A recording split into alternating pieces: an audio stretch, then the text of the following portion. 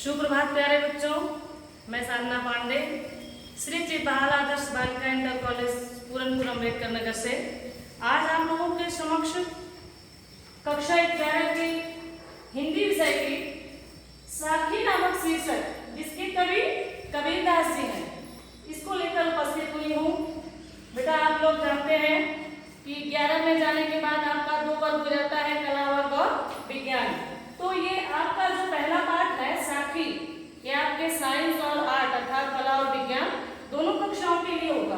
तो दोनों वर्ग के बच्चे इसको ध्यान से देखेंगे और पढ़ेंगे। तो थोड़ा सा मैं पहले कबीरदास जी के बारे में आपको बता देना चाह रही हूँ।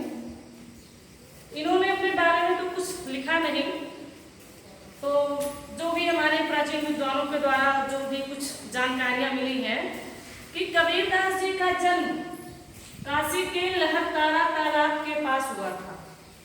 ऐसा कहा जाता है कि इनका जन्म एक विधवा ब्राह्मणी के गर्भ से हुआ था, जिसे उन्होंने लोकलाज के डर से लहरतारा तालाब के पास छोड़ दिया। फिर इनको नीरू नीमा नाम के 2 जुलाहे दंपत्ति ने इनका पालन पोषण किया, तो इसलिए इनके माता पिता का नाम नीरू और नीमा का ही दिया जाता है। आगे चलकर इनकी शिक्षा तो इन्होंने खुद ही लिखा है कि मुझसे कागज छुएओ नहीं, कलम गयो नहीं हाथ। ऐसा कहा जाता है कि पढ़े लिखे नहीं थे, लेकिन गुरु जी से जो इनको ज्ञान मिला उसके द्वारा इन्होंने हमें एक अनमोल अतुलनीय ज्ञान प्रदान किया, जिसका ये पूरा हिंदी साहित्य कई युगों तक चिरऋणी रहेगा इनका। फिर इनका विवाह आगे चल के लोई नाम की एक स्त्री से होता है। इनके 2 बच्चे भी होते हैं, पुत्र का नाम कमाल और पुत्री का नाम कमाली रहता है। तो इस तरह से, और ये निर्गुण ब्रह्म के उपासक थे। आज हम इनके बारे में, इनकी एक रचना है साखी। इनकी रचना बीजक है जिसके 3 भाग हैं, साखी, शबद और रमैनी। साखी आपका दोहे में विभक्त है, शबद आपका पद में विभक्त है और रमैनी आपका चौपाई छंद में विभक्त है। तो आज हम पढ़ते हैं साखी। साखी के बारे में पहले जान लेते हैं। साखी जो शब्द है ये कैसा शब्द है? तद्भव। तद्भव और तत्सम आप प्राइमरी कक्षाओं में ही पढ़े होंगे कि तत्सम हुए हैं तत्धर्षम, यानी उससे उत्पन्न, उससे समान। जो भाषा यानी जिन शब्दों का प्रयोग हम संस्कृत के हूबहू उसी मूल रूप में प्रयोग करते हैं बोलचाल की भाषा में भी, वो तत्सम है। और जिन शब्दों का धीरे धीरे बोलते बोलते उसका हिंदी में रूपांतरण हो गया, चाहे वो उस पर क्षेत्रीय प्रभाव पड़ा हो, चाहे राजकीय प्रभाव जो भी हुआ हो, धीरे धीरे उसको मतलब हिंदी में संस्कृत के शब्दों को हिंदी में बोलने लगे, वो हमारा तद्भव हुआ। तो साखी का तत्सम होता है साक्षी। क्या होता है? साक्षी। साक्षी का मतलब होता है प्रत्यक्ष दृष्टा या प्रमाण, गवाह या सबूत। तो इन्होंने साक्ष्य किस चीज का दिया? उस समय जो समाज में वर्तमान समस्याएं थी, जो अंधविश्वास, जो रूढ़िवादिताएं थी, उसका इन्होंने बड़ा ही प्रत्यक्ष प्रमाण दिया। और ये एक ऐसे कवि थे प्यारे बच्चों, एक ऐसे ही निर्भीक कवि थे जिन्होंने हिंदू और मुस्लिम को डंके की चोट पर डांटा। ये किसी को नहीं डरते थे। इन्होंने पंडितों को भी कहा पंडित बात बदलते झूठा, मुस्लिमों को भी डांटा। इन्होंने कहा कि पाथर पूजे हर मिले तो मैं पूजू पहाड़, और घर की चकिया कोई न पूजे पीर सिखाए संसार। बात तो बिल्कुल सही है। इन्होंने हिंदू को भी डांटा कि पहिर जने जो ब्राह्मण होना तो दुल्हन क्या पहनाया, और वो जन्म की शूद्रिन पर से तू पाड़े क्यों खाया। हमारे हिंदू धर्म में होता ना कि जने यानी यज्ञोपवीत संस्कार के बाद ही हम शुद्ध ब्राह्मण, द्विज होता है ना, द्विज मीन्स ब्राह्मण, 2 बार जन्म हो जिसका। तो एक बार तो मातृगर्भ से जन्म, तब तक शुद्ध ब्राह्मण नहीं, यज्ञोपवीत के बाद हम शुद्ध ब्राह्मण माने जाते हैं, इसीलिए इसका हम ब्राह्मणों का नाम द्विज हुआ। तो इस पे इन्होंने डांटा। और मुस्लिमों को भी इन्होंने कहा कि जो तो तुर्किन को जाया तो और राह पे काहे न आया। तो इस तरह से बेटा ये बड़े ही निर्भीक और निरप कवि थे। इन्होंने मूर्तिवाद का विरोध किया, यानी समाज में व्याप्त बुराइयों का विरोध किया, और ये गुरु की महत्ता का प्रतिपादन किया। इन्होंने कहा कि गुरु संसार में ईश्वर से भी बड़े हैं, गुरु गोविंद 2 खड़े काके लागू पाए, और बलिहारी गुरु आपने गोविंद दियो बताए। इन्होंने गुरु की उपमा, गुरु का स्थान गोविंद से भी उच्च जान गए। आगे हम अपने पद पर चलते हैं। आपका पहला पाठ है साखी और उसका पहला दोहा है, बलिहारी गुरु आपने देवहारी के बाद, और जिन मानिस तय देवता करत न लागी बात। ध्यान दीजिएगा बच्चों, बलिहारी मीन्स न्यौछावर होता हूँ, किस पर? गुरु पर। आपने माने में स्वयं को। देवहारी यानी हाड़ी मतलब हाड़ मांस से बने हुई शरीर को मैं अपने गुरु पर बार बार न्यौछावर करता हूँ। कई बार माने, कितनी बार था? अनेक बार। जिन माने जिसने, मानिस माने मनुष्य, तय माने से, देवता माने हमें देवता बनाने में, देवत्व की श्रेणी में पहुंचाने में, हमारे अंदर देवता जैसे सद्गुणों का विकास करने में, करत न लागी बात, उन्हें थोड़ा भी समय नहीं लगा। उन्होंने बड़े शीघ्र ही हमें मानव से देवता की कोटि में पहुंचा दिया।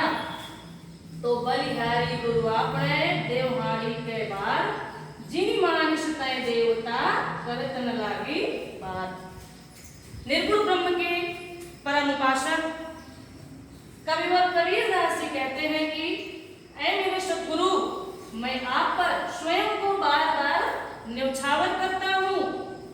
देवहारी के बाद यानी मैं आप पर, अपने आप को, अपने इस हाड़ मांस से बने हुए शरीर को, इस नश्वर शरीर को मैं अनेक बार न्यौछावर करता हूँ, क्योंकि आप कारण मुझ पर अनेक है, मैं उससे कभी ऋण नहीं हो सकता। आपने सुना होगा संसार में पितृ ऋण, मातृ ऋण, गुरु ऋण, ये तीन तो प्रमुख होते हैं। आगे आपका अनेक ऋण है, अतिथि ऋण और सब है। तो गुरु के ऋण से आज तक कोई ऋण नहीं हुआ है। आपने सुना होगा कि उन्होंने कहा एक बार परशुराम ने, उनके गुरु श्री भगवान श्री महेश थे, शिव जी थे, तो माता पिता से तो ऋण हो गए थे वो, लेकिन गुरु से ऋण वो भी नहीं हुए थे। माता पिता ऋण है के, गुरु ऋण सोच रहे वर जी के, वो ऋण नहीं हो पाए, तो न कोई हुआ है और न होगा। तो इसलिए उन्होंने कहा कि ऐ गुरुदेव, ऐ सच्चे गुरु, मेरे सतगुरु, मैं अपने इस हाड़ मांस से बनी हुई शरीर को, अपने इस नश्वर शरीर को आप पर कई बार न्यौछावर करता हूँ, क्योंकि आपका मुझ पर अनेक ऋण, मैं इससे कभी ऋण नहीं हो सकता। जिन मानिस तय देवता करत न लागी बात। उनका ऋण कौन सा है? नीचे लाइन बता रहे हैं, जिन्होंने मुझे मनुष्य से देवता बनाने में, ध्यान दीजिएगा, मानव से देवता नहीं बना, स्वर्ग को नहीं भेज दिया कि धरती से उठाकर सीधे स्वर्ग लोग भेज दिया, ऐसा नहीं है। हाँ मां समझिए इसकी। मानिस यानी हमारे अंदर मनुष्य के गुण थे, सांसारिक मोह माया के गुण थे, उसको उन्होंने निकाल कर आध्यात्मिक गुणों का एक दिव्य ज्ञान का समावेश कराया, देवत्व का गुण मेरे अंदर डाला। तो ऐ गुरुदेव, जिन्होंने मुझे मनुष्य से देवता बनाने में थोड़ी भी देर नहीं की, अर्थात वो शीघ्र ही मुझे मानव से देवत्व की श्रेणी में पहुंचा दिए। पुनः एक बात देखिए, निर्गुण ब्रह्म के उपासक या निर्गुण काव्यधारा के श्रेष्ठ कविवर कबीरदास जी कहते हैं कि ऐ मेरे सद्गुरु, मैं आप पर बार बार अपने इस हाड़ मांस की बनी शरीर को बार बार न्यौछावर करता हूँ, क्योंकि आपका ऋण मुझ पर अनेक है, मैं उससे कभी ऋण नहीं हो सकता है। आपने मुझे मानव से देवता बनाया, अर्थात मेरे अंदर मानवीय गुणों से के अतिरिक्त देवत्व गुणों का समावेश कराया और मुझे मानव से उठाकर देवत्व की श्रेणी में रख दिया, अर्थात मुझे इस संसारिक मोह माया के बंधनों से हटाकर आध्यात्मिक ज्ञान की तरफ मुझे आपने डाला, मुझे जोड़ा। स्पष्ट हुआ? आगे चलते हैं। सतगुरु की महिमा अनंत। देखो बेटा, इसमें एक बार थोड़ा सा इसका व्याकरणात्मक टिप्पणी बता दूं। इसमें छंद आपका है दोहा, और मैंने बताया है कि इनके लगभग काव्यों में शांत रस है। शांत और भक्ति रस में थोड़ा सा अंतर है बेटा। भक्ति में सगुण ब्रह्म की उपासना हो जाती है, किसी भी ईश्वर का नाम लेकर होता है, और इसमें जो है शांत रस में निर्गुण ब्रह्म अर्थात इस संसार को नश्वर माना गया है, इससे हटने की प्रेरणा दी गई, ईश्वर की तरफ जुड़ने की प्रेरणा दी गई है। तो इसमें दो छंद है दोहा, रस है शांत, और बार बार शब्द आप दो बार देख रहे हो ना, तो जहां पर एक वर्ण कई बार आए वहां क्या होता है? अनुप्रास अलंकार। और इसमें आपका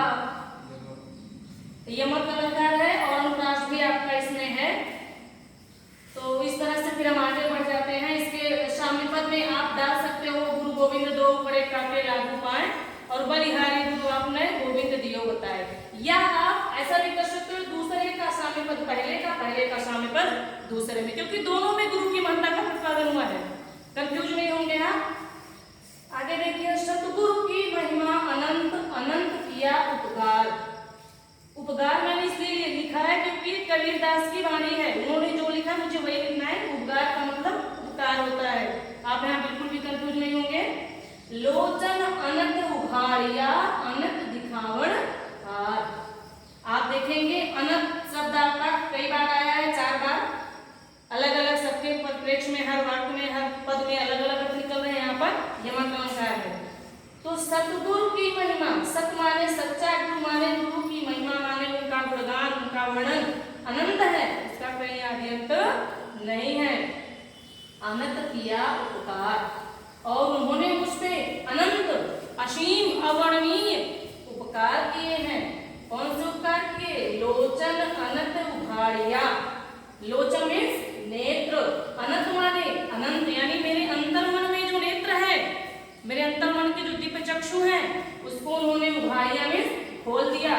बेटा मैंने कहा ना इनकी भाषा पंचमेल खिचड़ी है, जन भाषा में लिखा है इन्होंने उघाड़ना। आप गांव में सुनेंगे ना कि उघाड़ता, उघाड़ के रखदा है, मतलब जो भी है ढकदा। तो उघाड़ना मीन्स खोलना। अनंत किया, अनंत दिखावण हार। अनंत शब्द का प्रयोग यहाँ किसके लिए हुआ है? ईश्वर के लिए हुआ है, जिसका कहीं आदि अंत ना हो, जिसका प्रारब्ध ज्ञात ना हो, वो कौन है? ईश्वर है। दिखावण हार माने दिखाने वाला है। तो सतगुरु की महिमा अनंत, अनंत किया उपकार, लोचन अनंत उघाड़िया, अनंत दिखावण हार। कवि और कबीरदास जी कहते हैं, या कुछ न कुछ उनका इंट्रोडक्शन देकर लिखेंगे बेटा, डायरेक्ट नहीं कबीरदास जी कहते हैं।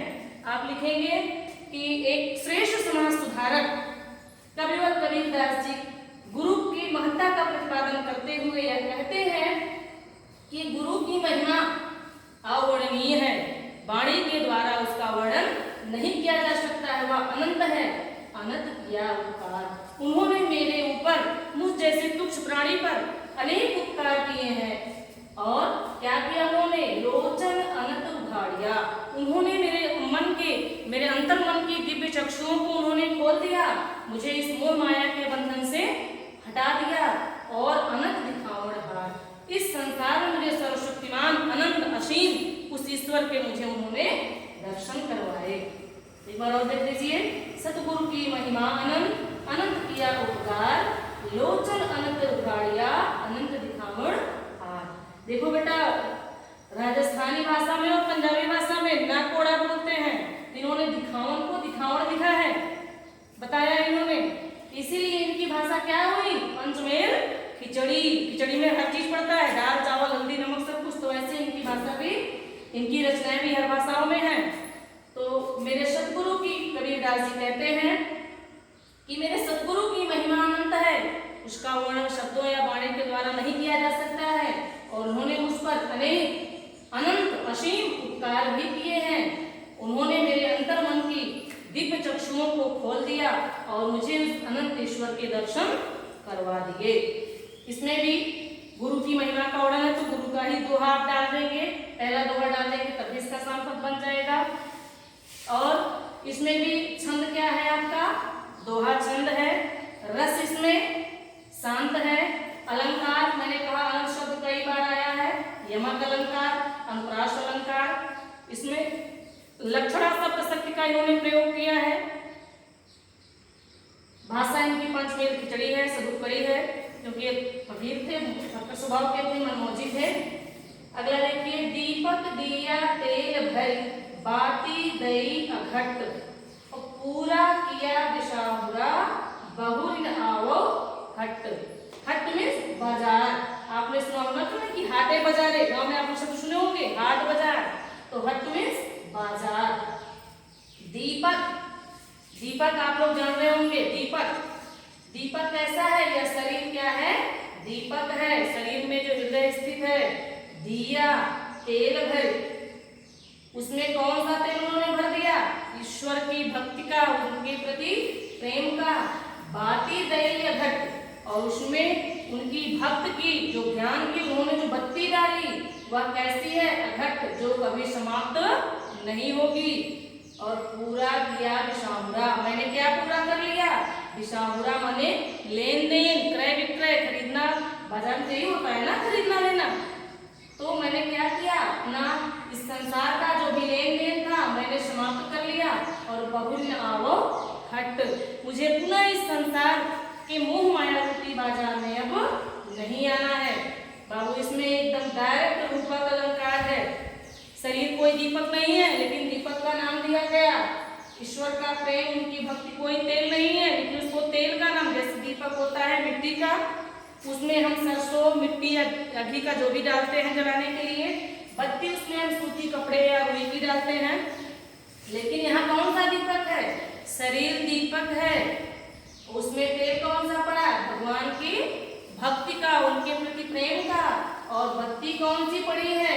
ईश्वर की भक्ति की, उनकी उपासना की, उनकी कृपा की बत्ती पड़ गई है, जो कभी क्या होगी? समाप्त नहीं होगी।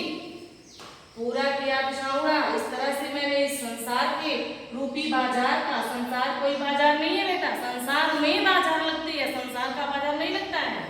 लेकिन उन्होंने क्या कहा? मोह माया का जो बाजार है मैंने उसमें से अपना पूरा लेन देन समाप्त कर लिया है। और अब मुझे इस संसार में दोबारा या पुनः आने की आवश्यकता नहीं है। भाई जब वहां सामान हम ले लिए बाजार से, दोबारा जाएंगे नहीं। तो वही बात है कि दीपक दिया तेल भरी, गुरुजी ने मुझे ऐसा दिव्य ज्ञान प्रदान किया जिसके प्रकाश से यह मेरा शरीर जो है, शरीर रूपी दीपक प्रकाशित होगा। उसमें उन्होंने ईश्वर के भक्त रूपी तेल को डाला और ईश्वर की कृपा रूपी कभी न समाप्त होने वाली बत्ती को डाल दिया और पूरा किया विषाहुरा। आप दूसरी लाइन से उठाएंगे तो तीसरी का अर्थ स्पष्ट होगा। चौथी लाइन से बहुल आवो हट, मुझे अब इस पुनः संसार के मोह माया रूपी बाजार में बहुल माने पुनः नहीं आना है, क्योंकि मैंने यहाँ का सारा लेन देन समाप्त कर लिया। अर्थात अब मैं ईश्वर की प्रार्थना करके, उनकी भक्ति करके इस मोह माया के बंधन से मैं मुक्त हो गया हूँ। अब मुझे इस संसार में, इस जन्म मरण के चक्र में नहीं फंसना है, मुझे संसार में नहीं आना है। इसमें आप डाल सकते हो साम्य पद में माया दीपक नर पतंग धन ब्रह्म युवै पड़ंत, और कहे कबीर गुरु ज्ञान ते एक आध उबरंत, ये आप डाल सकते हो। आपका इसमें छंद जो है दोहा है, रस शांत है। अलंकार में आपका मैंने बताया कि रूपक अलंकार है। चौथा दोहा देख लीजिए बेटा, बूढ़े थे पर उबरे गुरु की लहर चमकी, और भेरा देखा जरजरा उतर पड़े हरंगी। बूढ़े थे, बूढ़े मतलब जल भर जाए बेटा, बूढ़े माने डूबना। तो कहते ना कि बुढ़िया पानी बहुत ज्यादा है, आपने सुना होगा लोग भाषा में बात करते हुए। तो बूढ़े माने में डूबने वाला था, पाई माने परंतु बड़े माने में बच गया, निकल गया। कैसे निकल गया? गुरु की लहर चमकी, जो गुरु के ज्ञान की लहर मुझे अचानक दिखाई दी, चमकी, और मैं क्या हुआ? उससे बाहर निकल गया, डूबने से मैं बच गया। और भेरा देखा जरजरा, भेरा माने नाव, बेड़ा, यानी मैंने देखा जो मेरी नाव है बड़ी जर्जरा माने जर्जरी टूटी फूटी है, और उतर पड़े खरंग, मैं तुरंत बाहर कूद गया। तो बूढ़े थे, कहाँ डूबने वाले थे? संसार सागर में। और सागर में कवि और कबीरदास जी कहते हैं कि मैं तो इस संसार रूपी भवसागर में डूबने वाला था, लेकिन मैं गुरु के ज्ञान से बच गया। और तब तक मुझे अचानक गुरु की ज्ञान रूपी लहर दिखाई दी, चमकी, और मैं उसे देख करके हट गया, वहां से बच गया। और घेरा देखा जर्जरा, तब तक मैंने क्या देखा? जिस नाव पर मैं बैठा हूँ वो मेरी नाव बड़ी ही जर्जर है, टूटी फूटी पुरानी, वो तो डूब जाएगी। और उतर पड़े खरंगी, फिर मुझे अचानक ज्ञान आया और मैं बाहर जा करके कूद गया। इसमें भी बेटा आपका गुरु की महिमा का वर्णन है। तो आप मतलब इसमें उन्होंने गुरु के अप्रत्यक्ष रूप से उन्हीं की महिमा का वर्णन किया है, उनके ज्ञान से मैं बच गया। तो आप इसको डाल सकते हो, सतगुरु की महिमा अनंत अनंत किया उपकार, अनंत उभाड़ी अनंत दिखाम रहा। और इसमें दोहा आपका दोहा छंद है, रस आपका शांत है। इसमें अलंकार आपका हरंग की चमन की, ये आपको मिल रहा है अंत में। इसमें आप अनुप्रास भी डाल सकते हैं। और रूपक अलंकार, सीधे रूपक अलंकार है, गुरु की लहर, गुरु कोई लहर नहीं होती है गुरु की, लेकिन इसने गुरु की लहर का नाम दिया गया है। तो उम्मीद करती हूँ कि इतना आपके समझ में आ गया होगा। ठीक है, धन्यवाद।